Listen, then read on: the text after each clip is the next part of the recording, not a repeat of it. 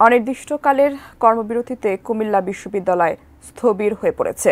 সর্বজনীন পেনশন স্কিমের প্রজ্ঞাপন বাতিল না হওয়া পর্যন্ত এই কর্মবিরতি পাবলিক বিশ্ববিদ্যালয়গুলোর কেন্দ্রীয় সংগঠনের সিদ্ধান্ত অনুযায়ী চলবে বলে জানিয়েছেন শিক্ষকরা। কুমিল্লা বিশ্ববিদ্যালয় থেকে এই বিষয়ে বিস্তারিত জানাতে সরাসরি যুক্ত হচ্ছেন প্রতিনিধি আনোয়ার হোসাইন। আনোয়ার,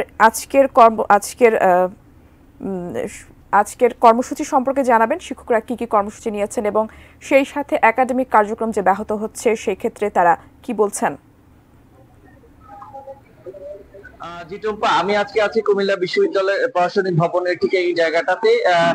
আজকে প্রায় ৮তম দিন কিন্তু হয়ে গেল বিশ্ববিদ্যালয়গুলো, পাবলিক বিশ্ববিদ্যালয়গুলো যেগুলো রয়েছে তাদের যে কর্মবিরতি, শিক্ষক সমিতি, অফিসার অ্যাসোসিয়েশন কিংবা তৃতীয় চতুর্থ শ্রেণীর যে কর্মচারীদের যে সমিতিগুলো রয়েছে সেই সংগঠনগুলোর প্রত্যেকটি স্তরে কিন্তু তারা এই কর্মবিরতি পালন করছেন।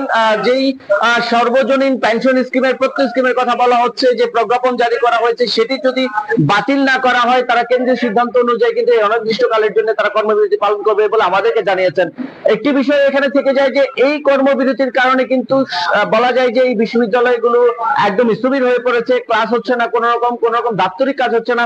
আমরা যখন কথা বলেছি এখানকার শিক্ষার্থীদের সঙ্গে, তারা বলছেন যে তারা কিন্তু আবারও সেশন জটের আশঙ্কা করছেন।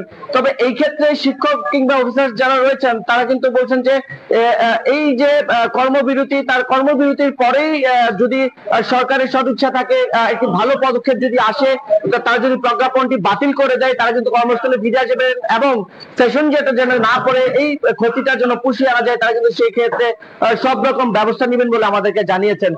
তবে কিন্তু বারবারই বলা যায় যে শিক্ষার্থীরা কিন্তু আশঙ্কা করছেন যে তারা সেশন জটে পড়বেন।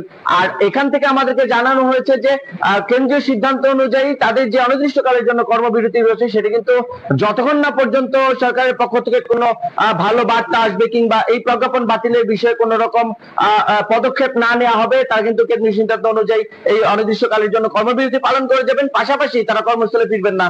বলা যায় যে একরকম এখন বন্ধ থাকলে বিশ্ববিদ্যালয়গুলো যে অবস্থায় রয়েছে, বন্ধই থাকার অবস্থায় কিন্তু বিশ্ববিদ্যালয়গুলো কোন রকম কাজ হচ্ছে না, দপ্তরে কোন রকম কেউ যাচ্ছে না। তো বলা যায় যে কোন রকম কোন কাজের পরিস্থিতি এখানে নেই আসলে। তো তারা অপেক্ষা করছেন কখন সেই শুভবার্তা সরকারের পক্ষ থেকে আসবে, আর কেন্দ্রীয় ভাবে তাদের সিদ্ধান্ত আসলে তারা এই কর্মস্থলে ফিরে যাবেন বলে আমাদেরকে জানিয়েছে। তো এই ছিল কুমিল্লা বিশ্ববিদ্যালয় থেকে আমার কাছে কর্মবিরতির অবস্থা, তার সর্বশেষ